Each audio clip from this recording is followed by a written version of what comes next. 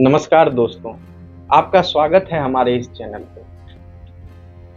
आपने अपनी कुंडली की विवेचना करवाई और बताए गए उपायों को किया भी, फिर भी संतोषजनक परिणाम आपके सामने नहीं मिले, नहीं प्राप्त हुए। मतलब कहीं न कहीं आपके कुंडली में अशुभ योगिनियों के उपाय को नहीं किए गए। जी हाँ, आज हम इस वीडियो के माध्यम से जानेंगे कि ग्रह के साथ साथ अष्ट योगिनियों का प्रभाव भी हमारे जीवन पे मिलता है, शुभ और अशुभ दोनों की तरह। तो आइए जानते हैं कि ये अष्ट योगिनियां आखिर क्या है। दोस्तों, योगिनियां होती क्या है, इसको हम सबसे पहले जानते हैं, क्योंकि यह नई विषय वस्तु नहीं है। जिस तरह ग्रहों का हमारे जीवन पे शुभ अशुभ प्रभाव पड़ते हैं, उसी प्रकार ये 8 योगिनियां हैं, इनका भी हमारे जीवन पे शुभ और अशुभ दोनों तरह के प्रभाव पड़ते हैं। ये अष्ट योगिनियां क्या है? ये अष्ट योगिनियां ग्रहों की माता कहलाते हैं।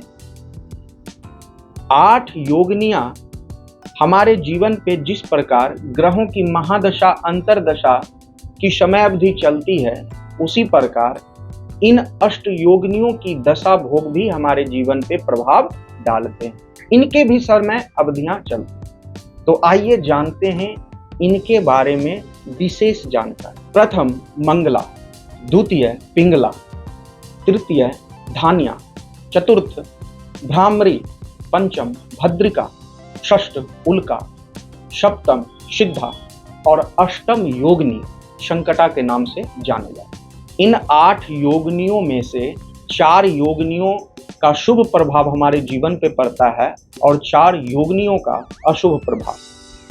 क्रमशः जो ऑड नंबर की संख्या में है, वह योगिनियां का प्रभाव हमारे जीवन पे शुभ और इवन संख्या वाले योगिनियां का प्रभाव अशुभ पड़ता है। प्रथम योगिनी मंगला का प्रभाव शुभ पड़ता है और यह चंद्रमा की माता कहलाती है।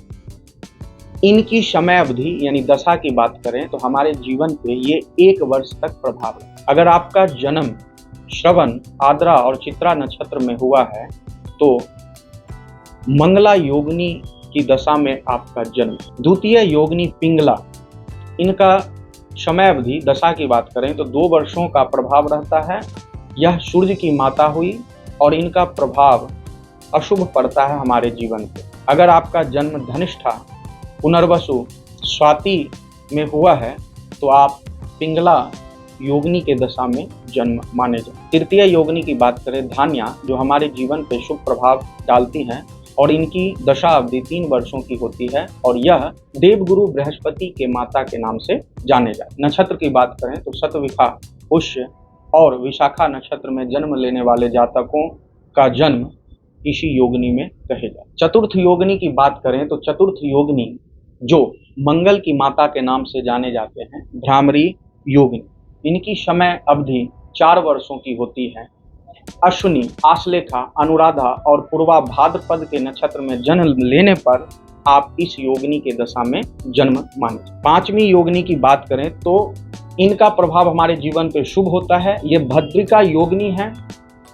यह बुध की माता हुई और भरणी, मघा, ज्येष्ठा, उत्तरा, भाद्रपद में जिन व्यक्तियों का जन्म होता है वो इस योगिनी की दशा में जन्म माने।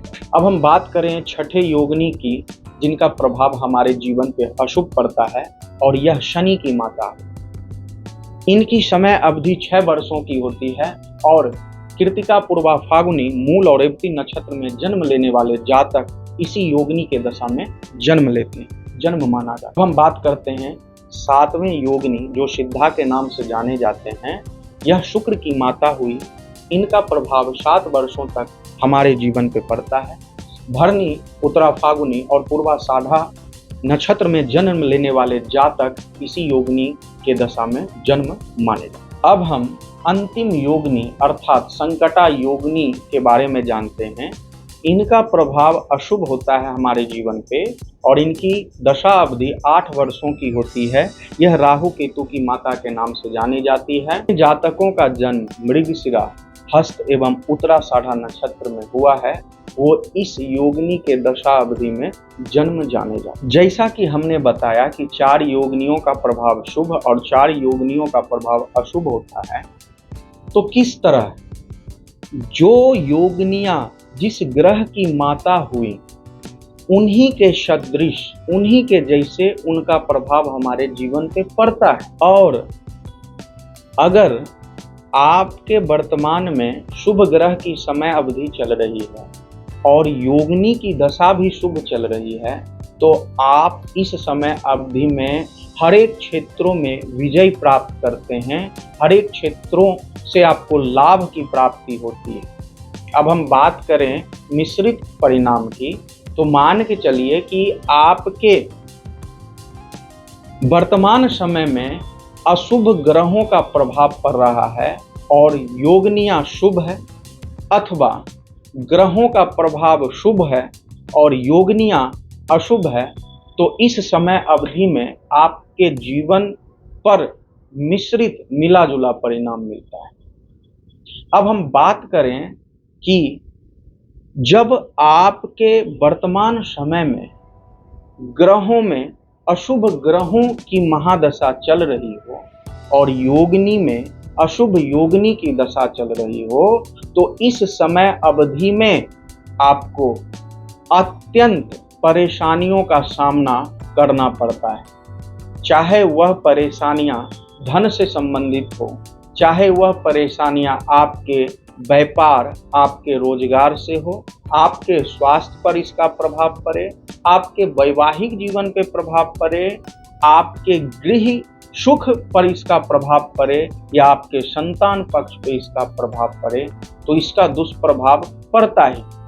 तो आइए जानते हैं कि अशुभ योगिनी के समय अवधि में कौन से उपाय करें जिससे वो प्रसन्न होकर अपने दुष्प्रभाव को ना दें और अपना आशीर्वाद। उपायों की बात करें तो जो योगिनियां जिन ग्रहों की माता है उन ग्रहों से संबंधित उपाय करें और साथ ही साथ योगिनियों से संबंधित जो अरिष्ट निवारण हेतु जो भी मंत्र हैं उसका नित्य प्रतिदिन कम से कम 11 बार अथवा 21 बार अवश्य जप करिए जब तक उस योगिनियों की समय अवधि चल रही।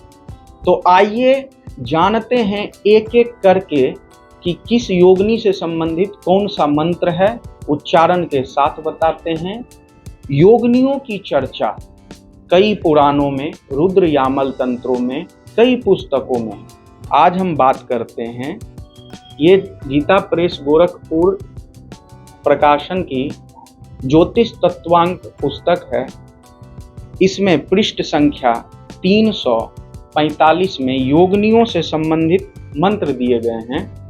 वीडियो में इसकी चर्चा दिखाए जाएंगे, मंत्र को दिखाया जाएगा, हम यहाँ उच्चारण के साथ बता रहे हैं। प्रथम मंगला योगिनी से संबंधित मंत्र। ओम ह्रीं मंगले मंगलाय स्वाहा। पिंगला योगिनी से संबंधित मंत्र। ओम ग्लौम पिंगले वैरिकारिणी प्रसीद फट स्वाहा। धान्या योगिनी से संबंधित मंत्र। ओम श्रीं धनदे धान्यै स्वाहा। भ्रामरी योगिनी से संबंधित मंत्र। ओम भ्रामरी जगतामधीश्वरी भ्रामरी क्लीं स्वाहा। भद्रिका से संबंधित मंत्र। ओम भद्रिके भद्रम देहि अभद्रम नाशय स्वाहा। उल्का से संबंधित मंत्र। ओम उल्के मम रोगम नाशय जृंभय स्वाहा। सिद्धा से संबंधित मंत्र। ओम ह्रीं सिद्धे में सर्वमानसम साधय स्वाहा। संकटा से संबंधित मंत्र। ओम ह्रीं संकटे मम रोगम नाशय स्वाहा। इन मंत्रों का जप करिए और अशुभ योगिनी के अरिष्ट शमन हेतु इस मंत्र का जप कर आप शुभ प्राप्त कर सकते। अब तक आपने जान गए होंगे कि योगिनियां क्या है और ग्रहों के जैसा इनका भी प्रभाव हमारे जीवन पे पड़ता है। उपायों को भी बताया गया है।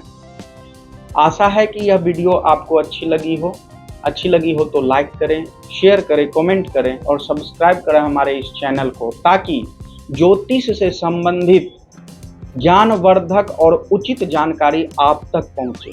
इसके साथ साथ ज्योतिष, वास्तु, रुद्राक्ष रत्न से संबंधित परामर्श हेतु दिए गए नंबर पर आप संपर्क करें। तब तक के लिए हर हर महादेव।